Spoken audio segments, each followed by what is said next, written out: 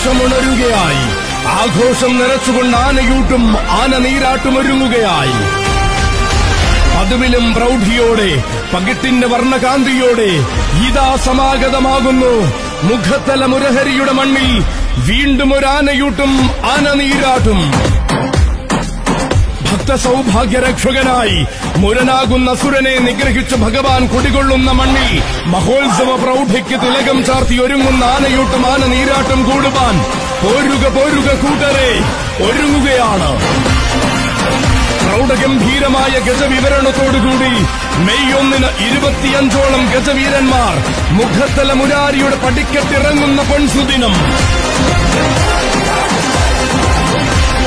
അതെ, 25ഓളം കൊമ്പന്മാരുടെ ചേലിനും ചെവിയാട്ടത്തിനും ചങ്ങല കിഴുക്കത്തിനും സാക്ഷ്യം വഹിക്കുവാൻ ഓരോ പൂരപ്രേമികൾക്കും ഓരോ ആനപ്രേമികൾക്കും മുഖത്തലയുടെ മണ്ണിലേക്ക് സ്വാഗതം.